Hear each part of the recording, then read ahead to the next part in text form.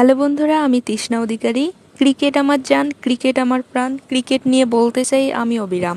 মোস্তাফিজ যেন Michael Jackson. Chennai Super কিংসের personal পেজে মাইকেল জ্যাকসনের সঙ্গে মোস্তাফিজের একটি পিক তারা আপলোড করেছে এবং মোস্তাফিজকে অনেকভাবেই তারা মোটিভেট করতে চাচ্ছে যাতে ম্যাচগুলো সে ভালোভাবে পারফর্ম করতে পারে। তাকে উৎসাহ করার জন্য কি করছে না, মোস্তাফিজকে উৎসাহিত করার জন্য চেন্নাই সুপার কিংসের ম্যানেজমেন্ট অনেক কিছু করতেছে। মোস্তাফিজুর রহমান আইপিএল এর শুরুতে তার যেরকম পারফরমেন্স ছিল সেরকম পারফরমেন্স পরবর্তী ম্যাচগুলো দেখা যাচ্ছে না। লাস্ট ম্যাচে লখনৌ সুপার জায়ান্টসের বিপক্ষে চেন্নাই সুপার কিংসের হয়ে মোস্তাফিজ মাঠে নেমেছিল এবং কম বেশি সব ম্যাচেই মোস্তাফিজুর রহমানকে চেন্নাই সুপার কিংস খেলাচ্ছে।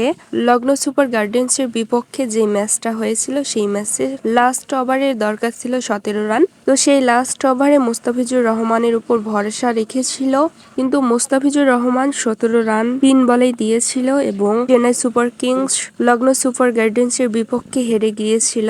এরকম পারফরমেন্স করার পরেও কি সানরাইজ হায়দ্রাবাদের বিপক্ষের ম্যাচে আজকে মোস্তাফিজুর রহমানকে আরেকটা সুযোগ দিবে চেন্নাই সুপার কিংসের ম্যানেজমেন্ট? তো আশা করা যায় সানরাইজ হায়দ্রাবাদের বিপক্ষের ম্যাচেও মোস্তাফিজুর রহমানকে দেখা যেতে পারে। তার উপর ভরসা রাখতে পারে চেন্নাই সুপার কিংসের ম্যানেজমেন্ট। তার হয়তোবা এটা লাস্ট চান্স। এরপরও যদি মোস্তাফিজুর রহমান ধারাবাহিকভাবে ভালো পারফরমেন্স করতে না পারে আজকের ম্যাচে, তো তাকে হয়তোবা পরবর্তী ম্যাচে দেখা না যেতেও পারে।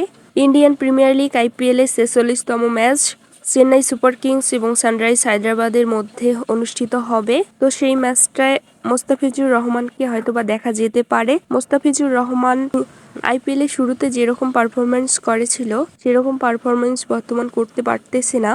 তারপরেও হয়তোবা চেন্নাই সুপার কিংসের ম্যানেজমেন্ট তার উপরেই ভরসা রাখবে। তো দেখা যাক মোস্তাফিজুর রহমানের আজকের পারফরমেন্স কেমন হবে, সেটার অপেক্ষায় আমরা অবশ্যই থাকবো। তো আপনাদের কাছে একটি প্রশ্ন, আপনারা আইপিএল এর কোন দলকে সাপোর্ট করেন তা অবশ্যই কমেন্টে জানাবেন।